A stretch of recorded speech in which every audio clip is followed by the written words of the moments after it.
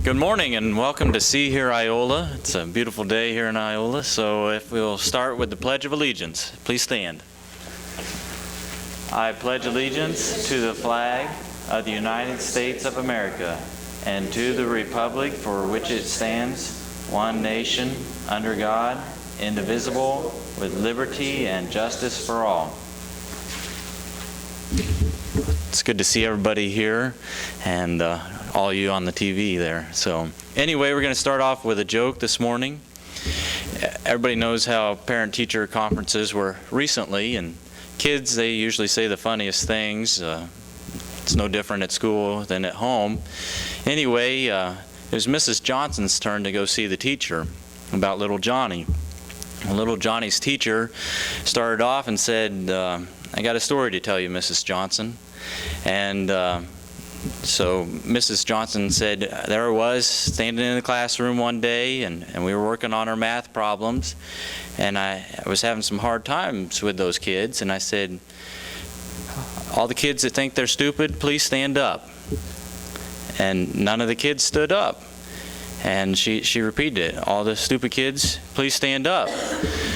And she went over to one side of the room and said, are there any stupid kids over here? And nobody stood up. Finally, little Johnny, he stood up, and the teacher said, Johnny, you think you're stupid? And he said, no, I felt real bad for you because you were the only one standing up. There you go. So we'll start off, Carl's the next speaker.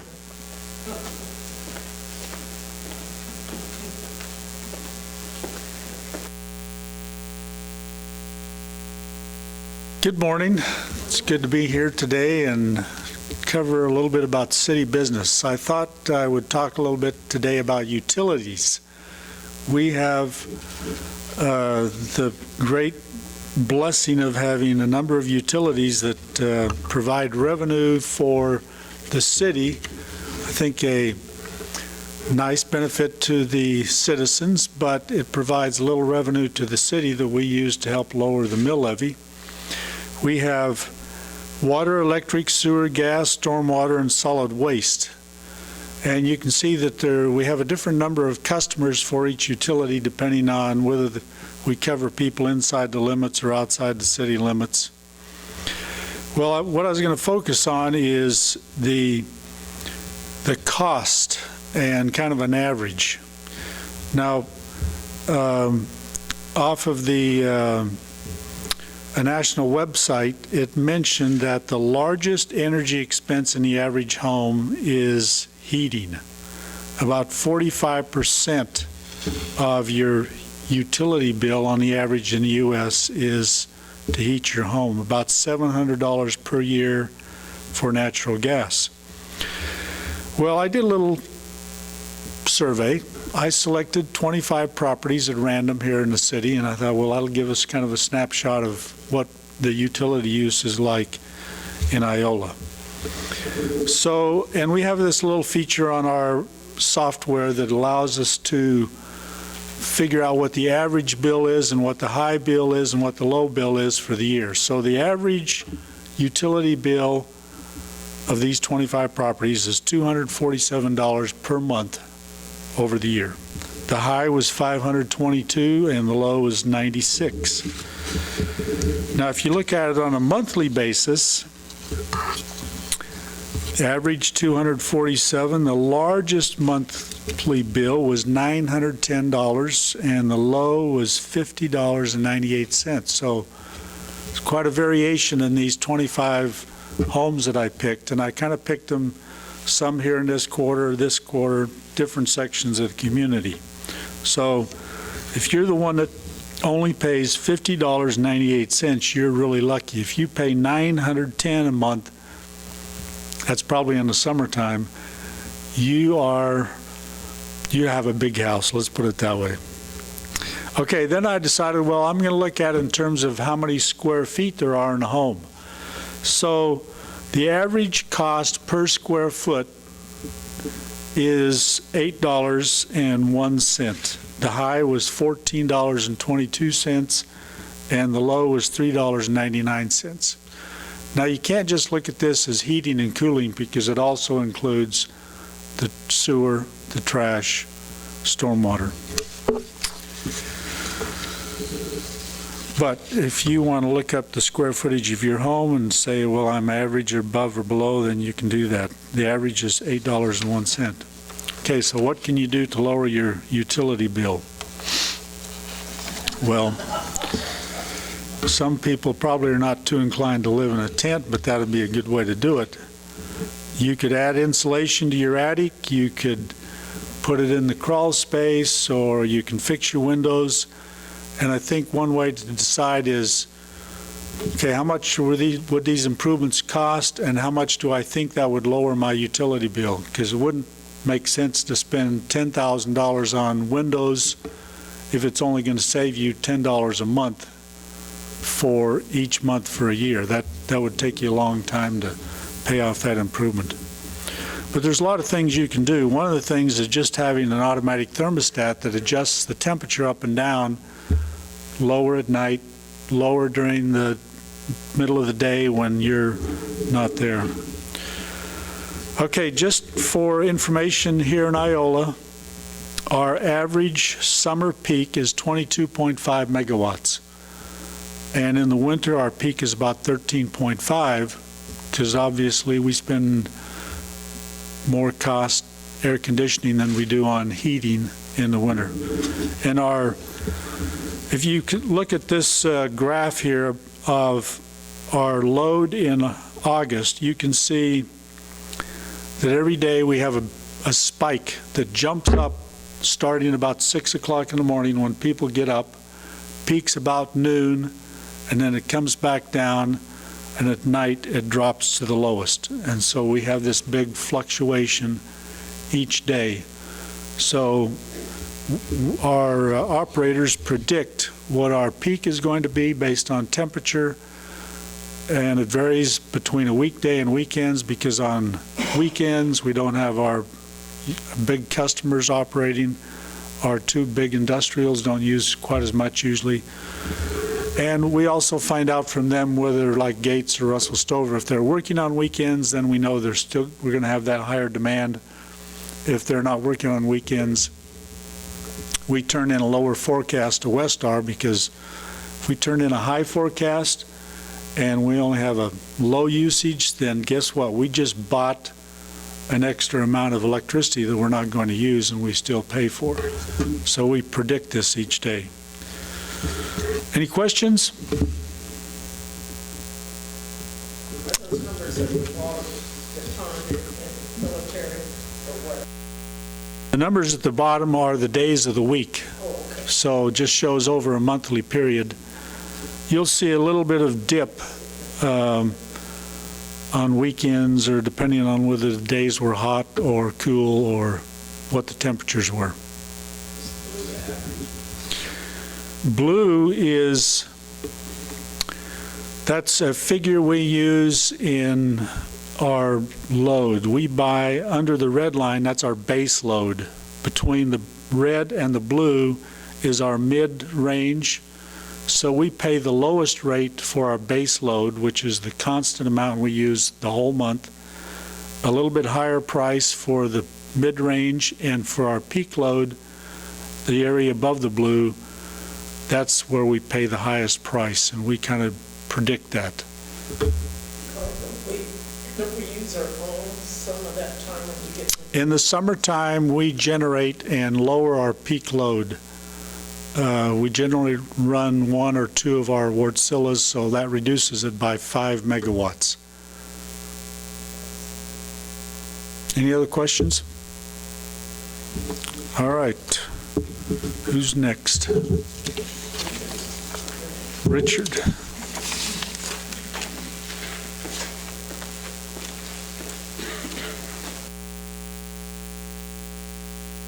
Hi guys, I don't know if you know who I am, Richard Lucan. I've been with the Iola Register about 20 years. Kayla Banzit, the one who normally does these, I don't know if you've heard, she has moved on to bigger and better things, so we obviously wish her the best in her new endeavors and everything she wants to do from here on out. We've got an exciting month ahead for the Register. tomorrow, in fact, in our weekend edition, we're going to have our annual Progress Edition, which is a listing of, I think we have 144 different businesses that we're going to feature, and it's just a great resource. You can keep it around the house and use if you want to find a local accountant or a banker or figure out automotive repair. It's also fun just to go through and kind of look at it and just see faces that you may not have seen for a while, and just see the local shop owners. And especially with the holiday season coming up, you really want to see a lot of people shopping locally and see local merchants here who we can support. With November coming up, of course, we're going to have Veterans Day activities here in about a week or so. So we're going to spotlight a couple local veterans and cover those ceremonies. And then the holiday season's coming up. We're going to have a special shopper's guide coming up.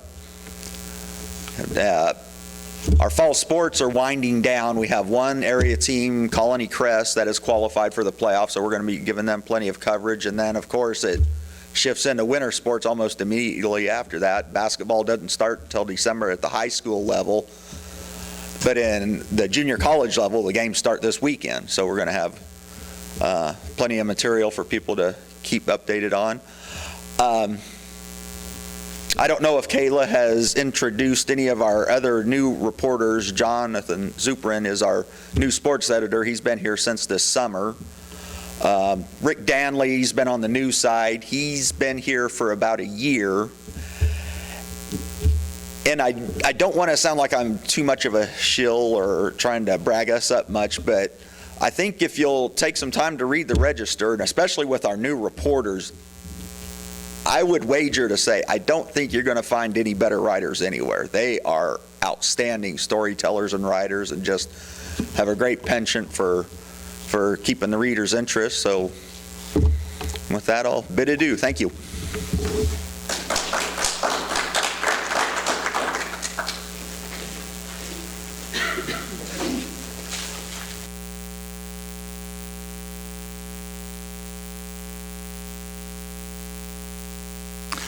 I want to introduce the owners of Rookies, Carri and Mike Sailor, who just opened up their business a month ago, and so we give them an opportunity to kind of talk about themselves and a little bit about their business.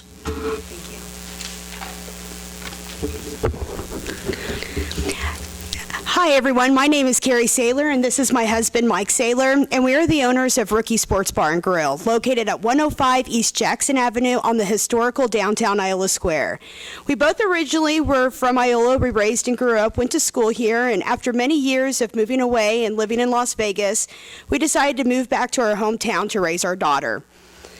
I have been in the food and restaurant business for nearly 20 years, and when we moved back to Iola, we noticed that there was not a place that we could go and watch a game, get a burger, and get a beer and bring our daughter along with us. And that's when we knew that that's what Iola was missing, a family fun atmosphere where you can go and cheer on your favorite team.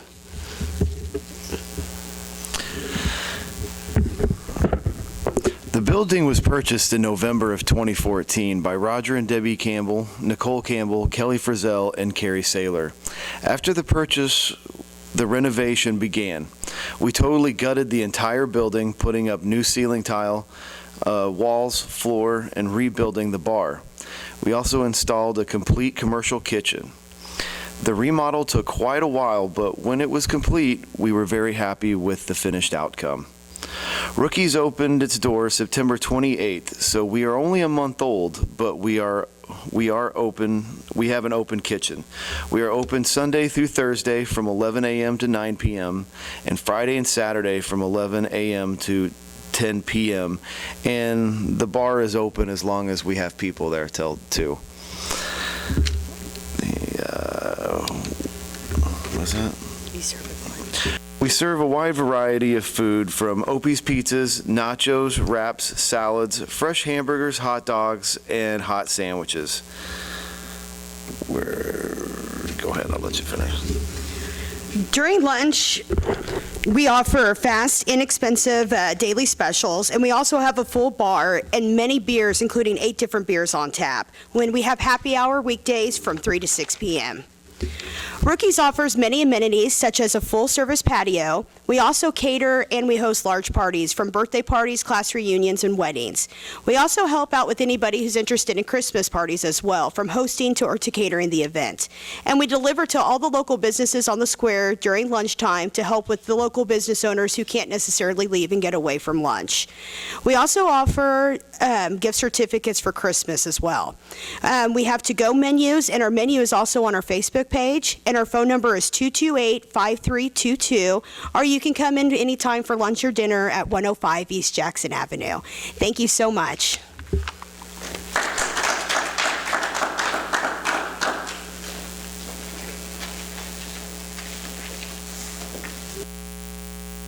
Carri was one of my students. Mike wasn't, but I've known him forever. I've known his whole family. I'm telling you, if you don't go there, you're missing some good food. My favorite thing is, I've got all the mail falling out on me. My favorite thing is those potato crisp. They are to die for. So every time I go, I make everyone that I'm taking there try them. And my daughter keeps saying, Mom, I don't like potato things. Well, she tried them last Sunday, and she said, oh, I love that. So try everything on the menu. I've been in there probably as much as anyone. Richard, you also have another team going to state, and that's the cross country. And one of my questions is about them. One question is, Carri said who her dad was. I think all of you know Roger Campbell. Debbie is also part of that family, but Roger, if you know him, if you've ever exercised, gone out to college or something, you know Roger. Okay, one of my questions about the cross-country team is name two of the faster qualifiers for the state cross-country meet. We'll see how well they read the paper. Who? Yes. He was the, yes. And can anyone name the other one?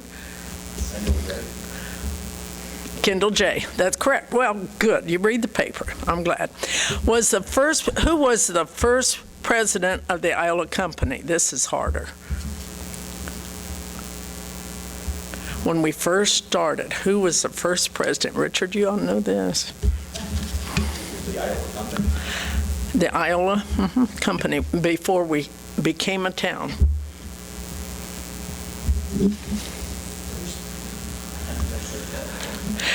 It was John W. Scott. Now you better know the next one. What descendant of his still lives in Iola? That would be your boss, which is Susan Lynn Wolf. What year did Kansas organize into a territory? We're checking your history here.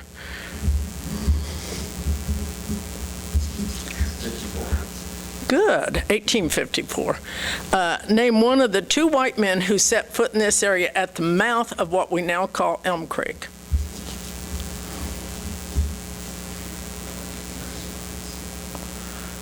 If you've been in the Historical Society, you've seen one of the wives' pictures, and she's pretty ugly. But pictures back then weren't exactly pretty. It's H.D. Parsons and B.W. Cowden. And his wife is Granny Cowden. She was a Civil War nurse, and she's buried out in the Civil War cemetery, in our old cemetery. Who did Cowden and Parsons first meet? Think about what was here. They were the first white men. What'd they meet? Native Americans. Which ones?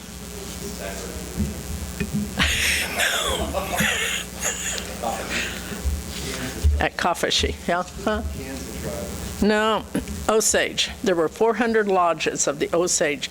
You guys got to get into Historical Society. What event is being held at the community building on Saturday night? Boo Bash, yes. Okay, that's all I have to say. And you got to go into, Carri and Mike are doing a great job. You got to go into their restaurant. It's really good. We got lots of things going, not that much going in Iola for the next month. We were talking about it the other day, and November's kind of clean as far as, but I think everyone has to rest up from what we've been doing. But December, we're going to be loaded again. Okay, thanks.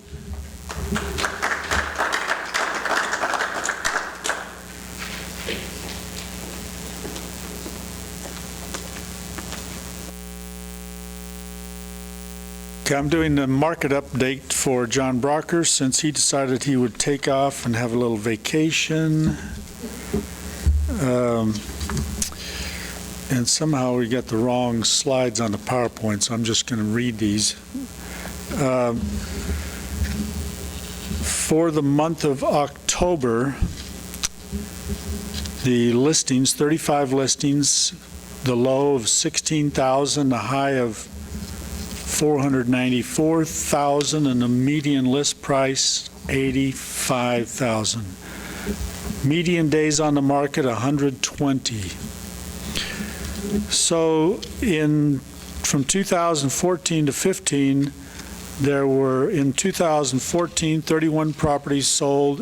In 2015, 39. So it's come up a little bit this year. Compared with for sale price, last year the average sales was 93,000. This year the average price was 65,000. And for the county, 50 listings, the low of 16,000, the high of 494,000, average list price 85,000. Again, about 160 days average on the market. And the average home that's offered for sale has 3 bedrooms and 2 baths. How are we compared with last year? In 2014, 3 sold. In 2015, 10 sold. For Kansas as a whole, for the month of September, 33,010 homes sold for an average, with an average price of $185,654. 13,177 active listings, and average days on the market 67. So statewide, homes don't stay on the market quite as long as they do here in Iola, which is 160. I'm sure John would have done a much better job of talking about those numbers, but any questions? Don't ask any because I won't know the answer.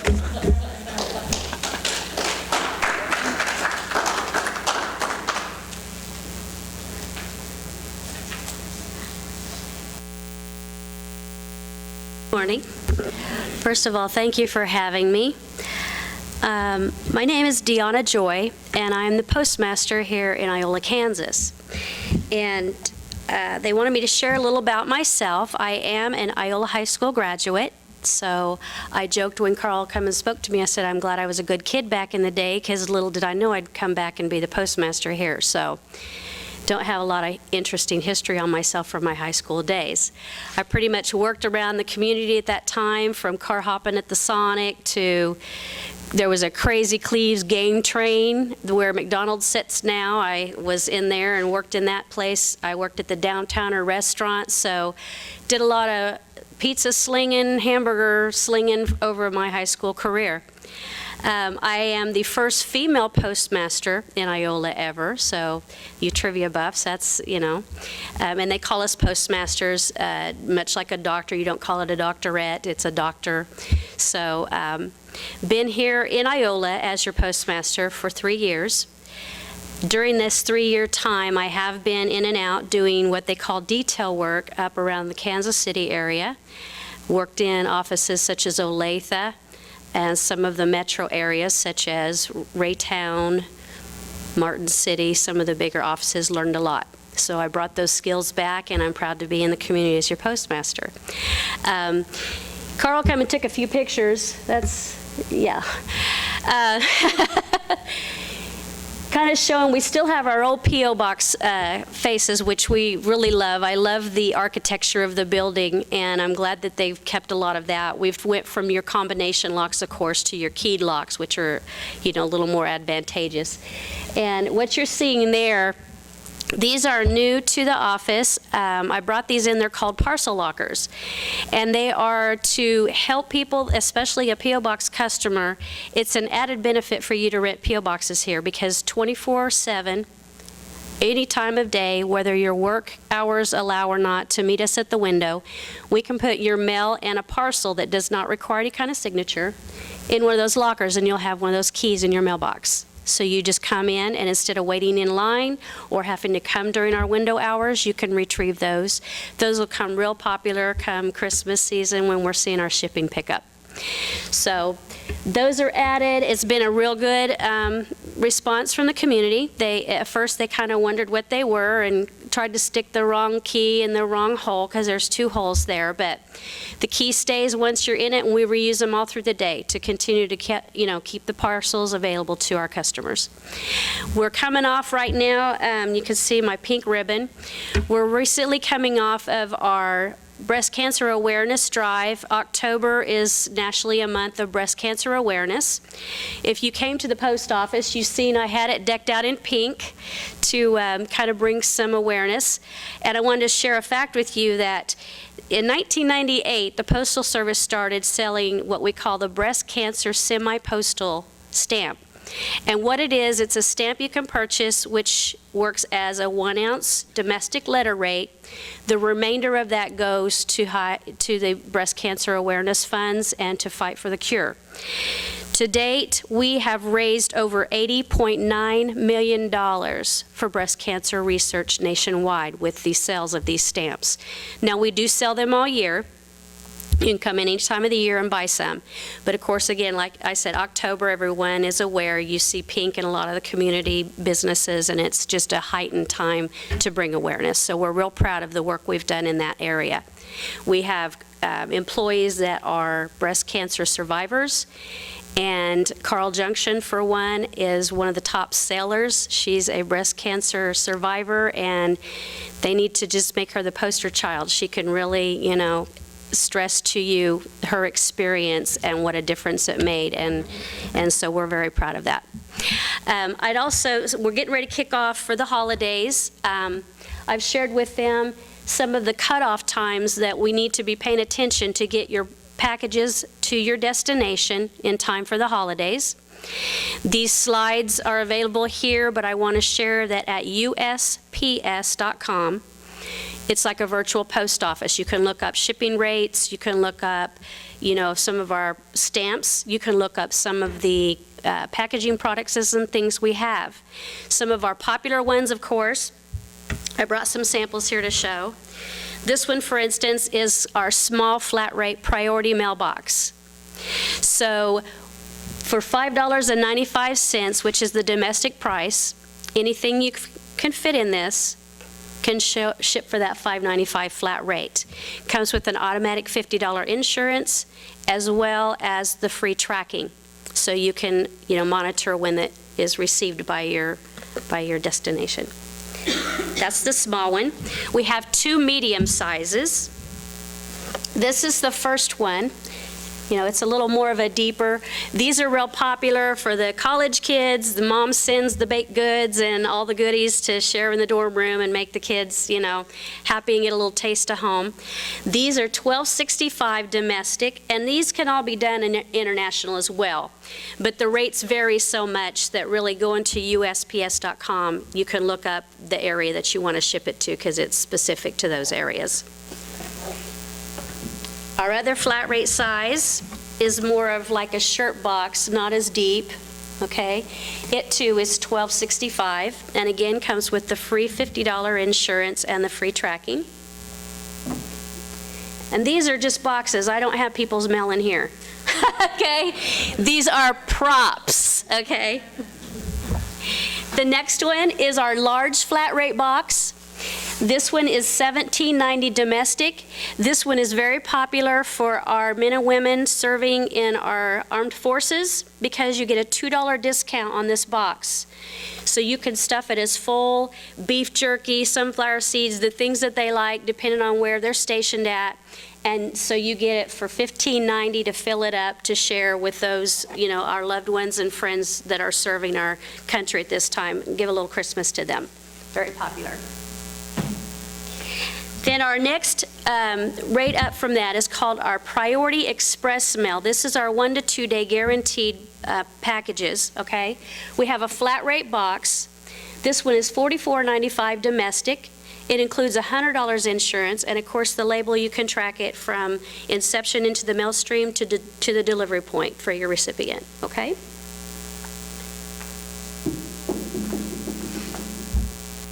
And then this is also another shape, one of the other deeper Priority Express mail, $44.95 domestic, $100 insurance, and the free tracking on that as well. Any of these items, we have them in our lobby available. You can come in and pick them up, and you pay at time of shipping. Some people utilize shipping online. You get a little bit of a discount if you print your own shipping labels. Again, at USPS.com, you can find that information and set yourself up an account. It prints the postage as well as the tracking number that we use on these. We have the flat rate envelopes as well. The Priority flat rate envelope is $5.75, and the flat rate express is $19.99. Now, I'd like to share some packaging tips, some things that we see over the years. I've been a postmaster for 25 years, and some of these simple tips can really help save some frustration when you're trying to get your packages safely to their destination. First thing I suggest, if you're not using some of our packaging, if you're reusing packaging, please make sure that you wrap it in like the butcher's paper or something to cover any markings. We use a lot of automated equipment these days that reads barcodes. So if you're bringing in a box that has an old piece of a label, and say you're wanting your box to go to New York, but there's a barcode on there, it may make it go to Oregon or something instead, because it's going to read that. Okay, so you want to make sure you're covering any markings. Be careful the reused boxes you're using. You cannot use alcohol boxes. We don't know if that's what's still in there. Anything you can't ship through the Postal Service, you don't want to reuse any of those hazmat type boxes. It may be grandma's cookies, but we don't know that's what's in there. The outside tells us there's hazmat materials or there's, flammable materials or something. So be careful what you use as a reused box.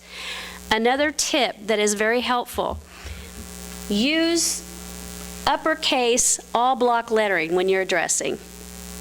We see really pretty calligraphy and things, but again, we have so much machinery reading this and it can't read that very well. Put inside another slip of paper with either your address or the address it's going to, so that in the event something on the front becomes where we cannot read the address, there's a department of the Postal Service that tries to match contents with a recipient.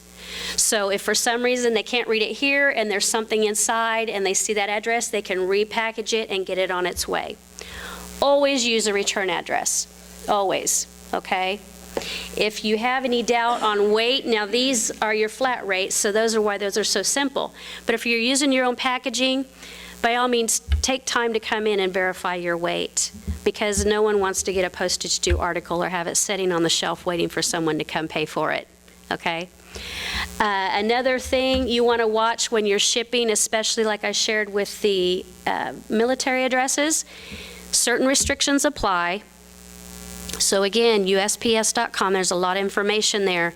You want to watch, certain countries will not let you ship certain things into them.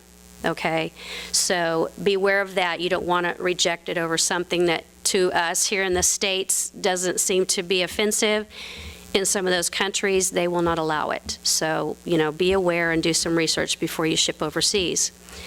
So, I guess a little more about myself. I am married, have been for 30 years to a great guy. We reside north of Altoona out in the country. My husband's family lived there. We're the 5th generation to live there. We have 2 children. My daughter, Chelsea, she is a nurse at KU Med up at the city. And then my son, Donnie, he lives in Chanute and he works at Spirit Aeronautics. So at home, I'm an empty nester except for 2 very spoiled little tiny toy poodles that keep me quite busy. So is there any questions about any kind of things that you're concerned about, that, because we are very customer driven. I want to hear feedback. I want to welcome people. I don't know about any of my predecessors, But my office is open to customers. I love to hear feedback. If you're having concerns, let me help you with it. We strive to give great customer service here. So please feel free anytime to drop in and visit with me or give me a call at the office. Yes? Question, it's not a trick question, but it's a question. Okay. When people call up and say, well, priority mail gets it there sooner, what would your answer be? Priority mail usually does get it there sooner. The way things are handled, without, trying to stay in layman's terms so I don't confuse you, a regular first-class letter is going to get handled with the millions that go through the machinery. All of our mail goes to Kansas City. That's where our facilities are that sorts this mail. And I've done plan observations, and it's very interesting. It is pulling these letters through thousands at a time. I mean, it just looks like a white streak. You cannot tell them one to the other, and it's reading that address and spraying that barcode on there.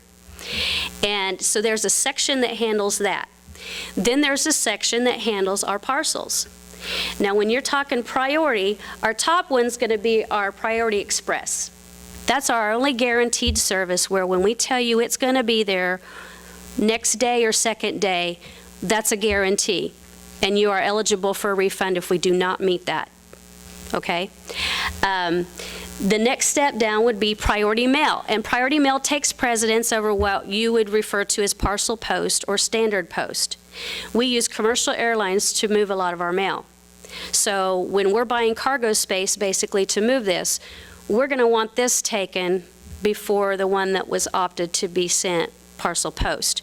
Because again, we do not know what's in your packages. If it's a time-sensitive thing, you need to look at which area you want to purchase to get that item handled that way. If it's not as if it's not as time issue, then standard post is still very popular. But it is the last one that goes on the proverbial boat, okay? It's not a trick question. The other carrier, UPS.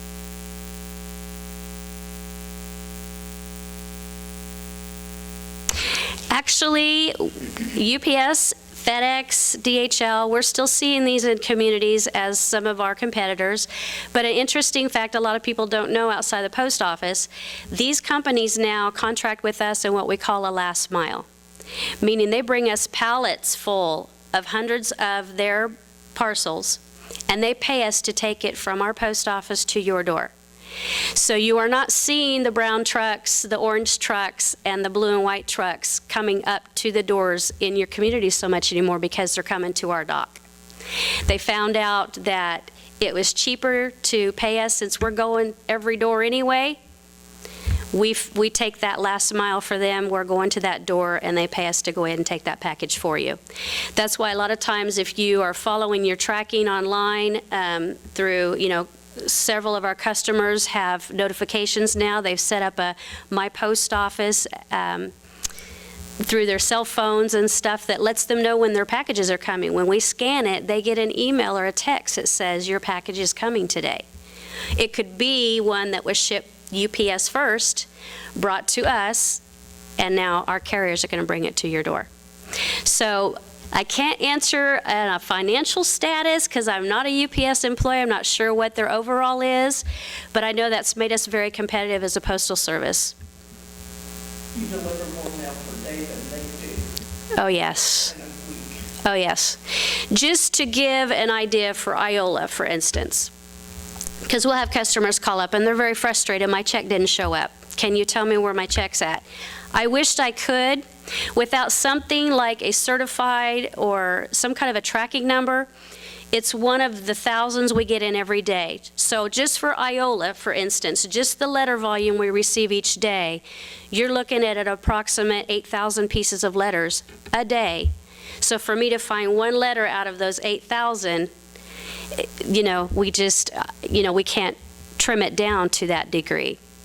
So About what postal carriers have to do with each piece of mail and where they are. Okay, each morning the carriers, Iola has 5 city routes and 4 rural routes. And Iola now, I'm what they call an administrative postmaster over some outlying areas that they refer to as remote managed post offices. And those responsibilities for me are from Pickway, Gass, La Harpe, Moran, and Bronson. We have routes still domiciled in Moran as well as Bronson. They're considered Iola routes, but the routes are still domiciled there. The carriers report in Iola at 7:30. By that time, I've had 2 clerks in working the mail, sorting, scanning all these parcels, getting them in the system, and passing them out to their areas. They come in and they start casing their flat mails, your magazines, your newspapers. Then they get what they call their DPS letters, and they load those directly to the trays of those into their vehicles. They load up their parcels, sign for any accountables they would have, and then they start their routes. And they have the handheld scanners now that we have upgraded to, that on any given day I can GPS and find that carrier. So like, say you as a customer call and you say, I haven't seen my carrier yet today. You know, do you know about when he'll be here? I can try to get him located where he's at in relation to where you are to give you an approximate of what time you can expect him to be there. Our goal, though, is to be consistent each day. Same leave time within a few minutes so that you know each day. Maybe you don't get mail one morning at 9 and then the next day your mail's at 2 and it's like, when am I getting, where's my mail? How do I know when to expect it? We're working on consistencies and like that. We've hired new, what they call CCAs, which help the city carriers, and ramping up especially for the holidays. And those are the only times you usually see a variable. Sometimes we send one of these CCAs with a portion of a route to help that carrier get it back in an 8-hour day. And you can see some variable in that way. Anything else? Is it 8 hours pretty much the average amount of hours that the carrier works? Yes, for a city carrier, 8 hours. For the rural carriers, they average around 7 hours. And then our clerks, of course, most of you've seen our clerks have been, I'm very blessed that we have a staff that's been together for many years, and they work really well together, clockwork. Okay, I have my clerks, Tamara Hyman. I have clerk Lori Moran, clerk Barbara Osborne, and then we have from our city carriers, we have Patricia Whitcomb, she carries City 1. We have James Hunt, he carries City 2. David Tidd, he's on our City 3. And we had Del Mantooth, which retired about a year ago now, and that route has been taken over by Janae Rice. And then on our rural side, our rural carriers are Janet Muse on Route 1. We have Route 2 is Greg Martin. Route 3 is Mike Johns, and then Route 4 is Dean Huff. He's one of our newer hires to the facility. We've got a new custodian that's, I hope everyone's noticing how much better the facility's looking. We struggled for a while to have a custodian. She's doing a great job. Her name is Tiffany. Pleased to have her on board. And our CCAs are Kendra Cobold and Mr. Corey. He goes by Clay, but his name's Emerson Corey, but he uses the name Clay. I've got one more question. Yes. We'd like to see your post office painted, and I know the problems with this. Why don't you tell me? Yes, ma'am. That is, yeah, I share the frustration. Postal Service as a whole is quite a large entity, and there's several layers of responsibility, okay? Just to kind of summarize it down for you, we have a facilities area that takes care, since the post office is owned, it's not a leased facility here in Iola, it is owned by us. Certain parts, certain departments take care of maintenance on our own facilities. We recently went through getting our drop boxes, the blue boxes you see around town. I went out and done an inspection on those. We're getting those updated, make sure they're painted, clean, you know, the doors work and everything. The facility itself, we've been addressing. There's some internal things, of course, you haven't seen. I've addressed the painting on the outside, and it's went into that facility program that gets that stuff bid out. Where it's at this point, I can't tell you the status of it, but this has been addressed to them, yes. The windows? Yes. Yes, ma'am. It seems like the uniforms of the postal carrier.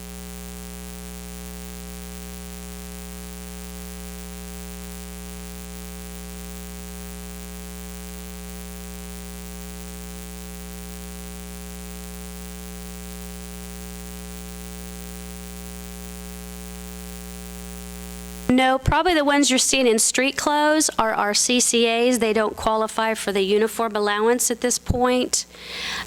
We try to supply them with, a polo shirt or something, just so the community is aware that that is a postal employee approaching their residence. But yes, they are to maintain a neat, and the styles have changed over the years.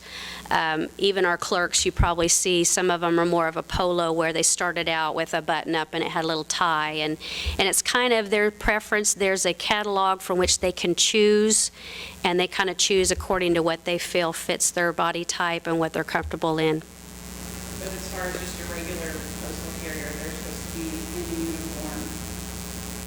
Yes, our regular city carriers all are outfitted with the postal pants, the shirts, yes.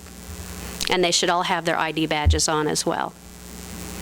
Now, come the Sunday before Thanksgiving, you will see more of these CCAs coming around town to deliver packages, because we're going to start what they call the Amazon drop ship. Amazon's another one that's contracted with us. It's a very big mailer. They're going to start doing what they call Sunday drops. Iola's been selected to assist that. We're excited about that for the community, to get those packages to you on Sundays. So we're basically going to be out and about for 7 days a week, from the Sunday before Thanksgiving is the first one, and it ends right before Christmas. So those are the Amazon Prime customers receive that service. Is there any other questions? No? Well, thank you again for having me. And again, I want to express that anytime, please feel free to come visit with me if you have a concern, an idea, something you'd like to see. I may not be able to make it happen. The painting, I'm working on that, ma'am. I'm working on that painting. But I'm always open to hear, because we are customer driven. We are here for this community, and I'm very proud to be a part of it. So thanks for having me today.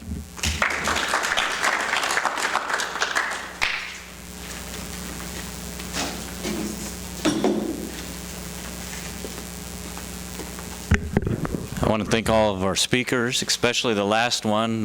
Both my grandparents, my grandpas are retired from the post office, and my great-grandpa, he retired as well. And my mom, she works for the post office today, so I'm a fan. And the rookies, I've been there several times. It tastes really good. Plan on keep going back, so keep up the good work, and look forward to seeing everybody at the Boo Bash this weekend. So take care and safe trick-or-treating.